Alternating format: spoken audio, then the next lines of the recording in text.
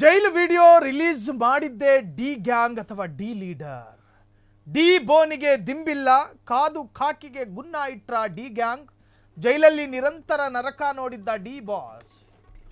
ತಲೆ ಕೆಳಗಿಟ್ಕೊಳ್ಳಕ್ಕೊಂದು ದಿಂಬು ಕೊಡಿ ಅಂತ ಅಂಗಲಾಚಿ ಬೇಡ್ಕೊಂಡ್ರು ಕೊಡ್ಲಿಲ್ಲ. ನೀವು ತಡ್ಕೊಳ್ಳಿ, ನಿಮಗೆ ಮಾಡ್ತೀವಿ ಅಂತ ಹೇಳಿ ಏನಾದರೂ ಎಡವಟ್ಟಾಯ್ತಾ ಇದು? ಜೈಲಲ್ಲಿ ನಿರಂತರವಾದ ನರಕ ನೋಡಿದ್ದ ಡಿ ಬಾಸ್, ದಿಂಬಿಗಾಗಿ ಹೋರಾಡಿದ್ದ ದರ್ಶನ್, ಸೂರ್ಯನ ಬೆಳಕಿಗಾಗಿ ನರಳಾಡಿದ್ದ ದರ್ಶನ್, ಸ್ವಲ್ಪ ಹೊರಗೆ ಬಿಡ್ರು, ನನ್ನನ್ನು ಸ್ವತಂತ್ರವಾಗಿ ನಡಿಬೇಕು ಅಂತ ಹೇಳಿ ಕೇಳಕೊಂಡಿದ್ದ. ಪಾಪ ದರ್ಶನ್ಗೆ ಸಿಗದೇ ಇದ್ದ ಸೌಕರ್ಯ ರೇಪಿಸ್ಟರಿಗೆ ಸಿಕ್ತಲ್ಲ. ದರ್ಶನ್ ರೂಮಿಗೆ ಟಿವಿ ಕೊಟ್ಟಿಲ್ಲ, ಬದಲಾಗಿ ಟೆರರಿಸ್ಟ್ ರೂಮಿಗೆ LED ಕೊಟ್ಟರು. ಅವನು ಇಷ್ಟ ಬಂದು ಚಾನೆಲ್ ಟ್ಯೂನ್ ಮಾಡ್ಕೊಂಡು ನೋಡ್ತಿದ್ದ. ಅಣ್ಣಂಗೆ ಕೊಡಲ್ಲ ಅಂತೀರಾ? ಅಣ್ಣ ಕೊಟ್ಟವನೇ ನೋಡಿ ಅಂದ ಡಿ ಲೀಡರ್. ಜೈಲು ವಿಡಿಯೋ ರಿಲೀಸ್ ಮಾಡಿದ್ದೆ ಡಿ ಲೀಡರ್ ಅನ್ನೋ ಆರೋಪ ಇದೆ. Question mark. ನಾವು ಅದನ್ನು ದೃಢಪಡಿಸ್ತಿಲ್ಲ. ಡಿ ಬೋನಿಗೆ ದಿಂಬಿಲ್ಲ.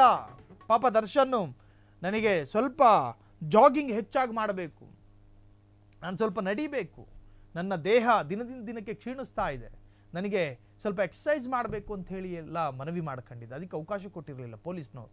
5-10 ನಿಮಿಷನೂ ಏನೋ ನಡೆದಾಡ್ಕೊಂಡು ಸೆಲ್ಲಿಗೆ ಬರಬೇಕು ಅಂಥೇಳಿ ಒಂದು ನಿಯಮ. ಮನೆ ಆಹಾರಕ್ಕೆ ಅವಕಾಶ ಇರಲಿಲ್ಲ. ದರ್ಶನಿಗೆ ಸಿಗಬೇಕಾದಂಥ ಕೋರ್ಟ್ ಆದೇಶದಂತೆ ಸಿಗಬೇಕಾದ ಯಾವ ಸೌಕರ್ಯಗಳನ್ನು ಕೂಡ ಕೊಡ್ತಿರ್ಲಿಲ್ಲ. ಹೆಸರಿಗಂತ ನಾಮಕೆವಾಸ ಒಂದು ಸ್ವಲ್ಪ ಅವಕಾಶಗಳನ್ನು ಕೊಡ್ತಿದ್ರು. ಕಾದು ಕೂತು ಪ್ಲಾನ್ ಮಾಡಲಾಯ್ತಾ? ಈಗ ಧನ್ವೀರ್ನ ಪೊಲೀಸ್ನವರು ಎಳ್ಕೊಂಡು ಹೋಗಿದ್ದಾರೆ ವಿಚಾರಣೆಗೆ. ಆ ಧನ್ವೀರ್ ಏನಾದರೂ ವಿಡಿಯೋ ಮಾಡ್ಕಣ್ಣ, ನೀವು ನಮ್ಮ ಅಣ್ಣಂಗೆ ಈ ತರಹದ ಸೌಕರ್ಯ ಕೊಡ್ತಾ ಇಲ್ಲ, ಇಲ್ಲಿ ಕೆಲ ಮಂಗಗಳಿಗೆ ನೀವು ಈ ತರಹದ ಸೌಕರ್ಯ ಕೊಡ್ತಾ ಇದ್ದೀರಿ, ಇದು ರಾಜ್ಯದ ಜನತೆಗೆ ಗೊತ್ತು ಮಾಡಿಸ್ಬೇಕು ಅಂತ ಹೇಳಿ ಏನಾದರೂ ವಿಡಿಯೋ ಮಾಡ್ಕಣ್ಣ? Question mark. ನಮ್ಮ ಬಾಸಿಗೆ ನೀವು ಸೌಕರ್ಯ ಕೊಡಲ್ಲ, ಇಲ್ಲಿ ಕೆಲ ಕಿತ್ತೋದು ನನ್ನ ಮಕ್ಕಳಿಗೆ ಈ ಸೌಕರ್ಯಗಳನ್ನು ಕೊಡ್ತಿದ್ದೀರಾ. ರೇಪಿಸ್ಟರಿಗೆ, ಭಯೋತ್ಪಾದಕರಿಗೆ, ರಾಬರಿಗಳಿಗೆ, ಸ್ಮಗ್ಲರ್ಗಳಿಗೆ ಈ ಸೌಕರ್ಯಗಳನ್ನು ಜನರಿಗೆ ತಿಳಿಸ್ತೀನಿ ಅಂತ ಹೇಳಿ ಯಾರಾದರೂ Darshan, D gang, D boss leader ಇದನ್ನೇನಾದರೂ ಕೆಲಸ ಮಾಡಿದ್ರ? ದಿಂಬಿಗಾಗಿ ಒಂದು ಕಡೆ ಹೋರಾಡ್ದ ಪಾಪ ದರ್ಶನ್. ಸೂರ್ಯನ ಬೆಳಕಿಗಾಗಿ ನರಳಾಟವೇ ಇತ್ತು ಆ ಮನುಷ್ಯನದ್ದು. ಸೊಂಟ ಬೇನೆಗೆ ಟ್ರೀಟ್ಮೆಂಟ್ಗಾಗಿಯೂ ಕೂಡ ಹೋರಾಟಗಳಾಯಿತು.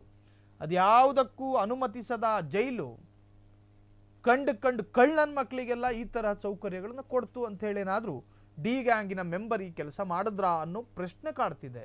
ನಾವು ಅದನ್ನು ನಿಖರವಾಗಿ ಇಂಥವರೇ ಮಾಡಿದ್ರು ಅನ್ನೋ ಪ್ರತ್ಯೇಕವಾದ ಆರೋಪ ನಮ್ಮಿಂದ ವ್ಯಕ್ತವಾಗಿಲ್ಲ. ಬದಲಾಗಿ ಈ ತರಹದೊಂದು ಶಂಕೆಗಳು, ಈ ತರಹದೊಂದು ಆರೋಪ, ಈ ತರಹದೊಂದು ಅನುಮಾನ, ಈ ತರಹದೊಂದು ಸಂಶಯ ರಾಜ್ಯದ ಒಂದಷ್ಟು ಜನರನ್ನು ಕಾಡ್ತಿದೆ. ಸಾಮಾಜಿಕ ಜಾಲತಾಣದಲ್ಲೂ ಕೂಡ ಆ ಪರವಿರೋಧ ಚರ್ಚೆಗಳಾಗ್ತಾ ಇದೆ. ಅದರ ಆಧಾರದಲ್ಲಿ ಒಂದು ವೇಳೆ ಡಿ ಗ್ಯಾಂಗಿನ ಯಾರಾದರೂ ಈ ಕೆಲಸ ಮಾಡಿದ ತಪ್ಪಲ್ಲ, ಒಳ್ಳೆ ಕೆಲಸನೇ ಇದು. ಕಾನೂನು ಪ್ರಕಾರ ಅದರದ್ದೊಂದು ಪ್ರೊಸೀಜರ್ ಇದೆ, ಆ ಪ್ರೊಸೀಜರನ್ನು ಪಾಲಿಸಬೇಕಾಗಿತ್ತು. ಬದಲಾಗಿ ಇದರಲ್ಲೇನು ತಪ್ಪೇನಿಲ್ಲ.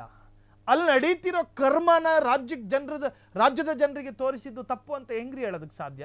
ಸಾಂವಿಧಾನಿಕವಾಗಿ ಅದಕ್ಕೊಂದಷ್ಟು ಪ್ರೊಸೀಜರ್ ಇತ್ತು.